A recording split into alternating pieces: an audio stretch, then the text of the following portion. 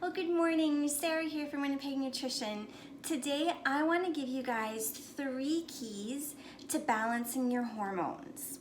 Okay, so the first key is get rid of dairy. All dairy. No ifs, ands, or buts, get rid of dairy. Okay, there's 2 reasons why. First of all, dairy is just congesting to the system, right? It creates more mucus. It causes more congestion in the sinuses, the adenoids, the gut. And when the gut's congested, when the body is inflamed and full of mucus, we don't absorb nutrients, right? And in order to make great hormones, we've got to absorb great nutrients. So again, dairy is just known to be really congesting.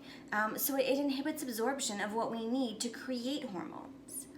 The second reason I say no dairy is because dairy is naturally hormonal, right? It's meant to be. Right? And what I tell a lot of people is milk or dairy is breast milk from a cow, right? Human milk is hormonal, so is cow milk.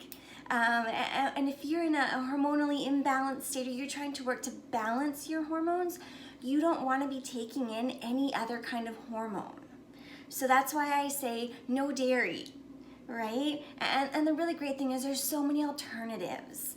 Almond milk, cashew milk, hazelnut milk, macadamia nut milk, right? Grab a small one. I always recommend grabbing a small one first. If you don't like it, that's fine. Try another one, right? But there's milk alternatives. There's yogurt alternatives. My new favorite is coconut milk yogurt. Oh my gosh, right? Your average health food store will sell these. Grocery stores will sell these.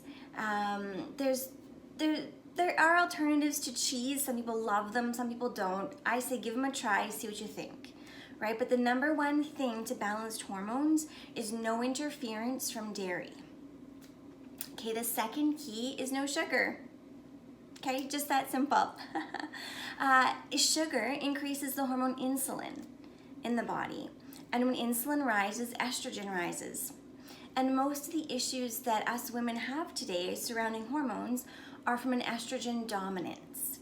Right? Breast cancer, cervical cancer, uterine cancer, ovarian cancer, oftentimes can be linked back to an estrogen dominant state, right? PMS, cysts, fibroids, endometriosis. A lot of those conditions, again, if you go back and run labs, the majority of the time are from estrogen dominant bodies. So we've got to do everything we can to decrease some of those estrogens. So the more sugar we eat, again, the more estrogen will rise. I've got a lot of women that come in and cut out sugar and their hot flashes disappear, right? They sleep through the night because they don't have night sweats anymore, right? So if you need to balance your hormones, you've got to get rid of sugar because of the hormonal connection to estrogens, okay? So that's something that you can start pulling out of your diet right away. Dairy number 1, sugar number 2. All right, and the third thing for balanced hormones is you've got to have great fats in your system. Hormones are made from cholesterol. So we've got to have some really good, healthy fats in our diet. But that also means we've got to get rid of the rancid fats because no great hormone is going to be created from rancid fats. Now, what do I mean when I say rancid fats?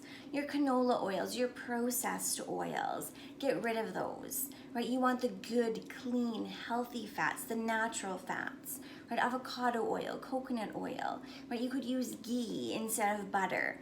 Your olive oils, go for the natural oils. Those are going to feed your good cholesterol system and create good hormones. Two of the oils that I recommend most often for hormones in my office.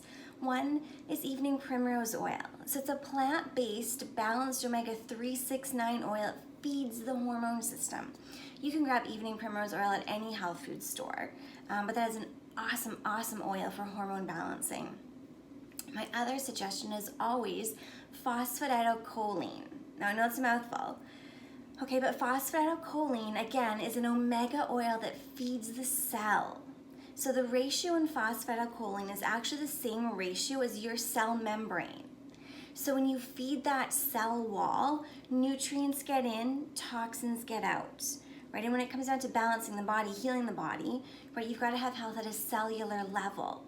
So evening primrose oil and phosphatidylcholine are 2 of my favorite oils for hormone balancing. Phosphatidylcholine also affects the liver, and your liver is your hormone center. So phosphatidylcholine is also known to go into your liver and start purging out toxins. The better your liver functions, the better your hormones will function. Okay, so those are 3 things that you can get started on today. Number 1, remove the dairies, right? Go one by one.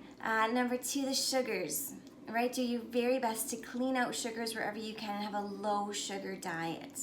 And number 3, grab yourself some great oils. Avocado, coconut oils, olive oils. My 2 favorite supplements when it comes to oils are evening primrose oil and phosphatidylcholine. That is what I recommend most when I'm one-on-one with clients. If you've got other questions when it comes to hormone balancing, give me a call. I'm happy to help.